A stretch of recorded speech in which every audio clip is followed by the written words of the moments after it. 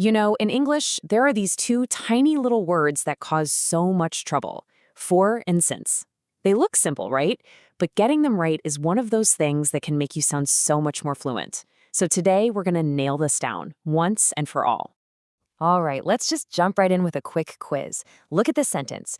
I have been living here blank a long time. What goes in the blank? Is it for or is it since? If you're hesitating even a little bit, hey, no worries at all. By the end of this, you'll know the answer without even thinking. So if you've ever found yourself pausing, wondering which one to use, you are definitely not alone. It's got to be one of the most common mix-ups for English learners. But here's the great news. The rule that separates them is actually super simple. Let's break it down. Okay, first up, let's tackle for. The absolute key. The one thing you need to remember is that for is all about measuring time. It's like a ruler, you know? But instead of inches or centimeters, it's measuring seconds, minutes, days, years. So here's the deal. We use for whenever we're talking about a duration of time, a period of time. It always answers the question, how long? If you can ask how long and the answer is a measurement of time, you're going to use for. Take a look at these examples. You've got for 10 minutes, for 8 hours, for 5 days. See the pattern here? It's always a number followed by a unit of time. 10 minutes, 6 months, 2 centuries. Each one is a neat, tidy block of time that you can measure. Right, and this is a great way to picture it. Think about it. A duration, a period of time, it has to have a beginning and an end, right? So when you say for 3 years, you're talking about that whole chunk of time, a complete measurement. Okay, so that's for. Now let's talk about its partner in crime, since. And listen, its job is totally different. If for is the ruler that measures the distance, since is like dropping a pin on a map. It's not about measuring the journey, it's about marking exactly where you started. Yeah, the big rule for since is that it's all about the starting point.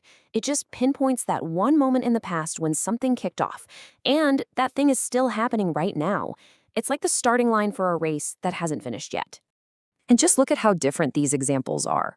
We're not talking about measurements anymore, are we? Nope, these are all specific points in time. Since 8 o'clock, since 1982, since I left school. Every single one is a precise, this is when it began moment. And really, that's the whole game right there.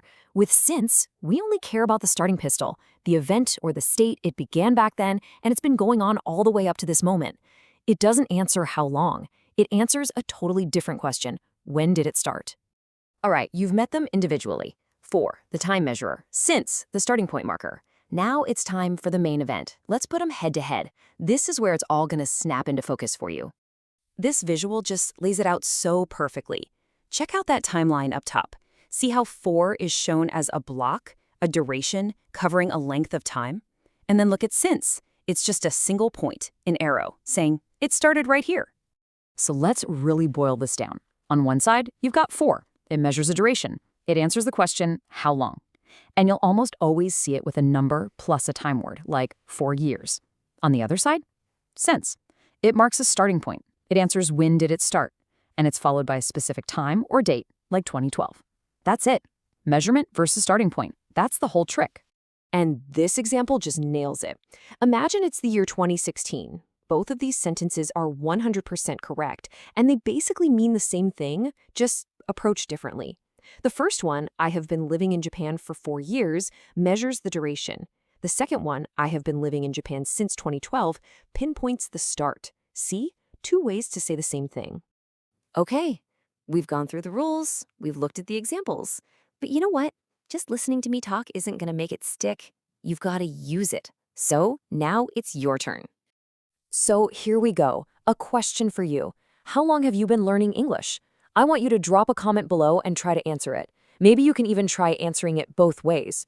You could say something like, I've been learning English for 10 years, or I've been learning English since I was in high school. Go on, give it a shot. And there you have it. That's the big secret to for and since. Just keep this in your head. For is for a duration, a length of time. Since is for a starting point. Honestly, getting these little words right is what makes a huge difference and really takes your fluency to the next level. Keep practicing, and I promise, soon you'll be using them perfectly without even having to think about it.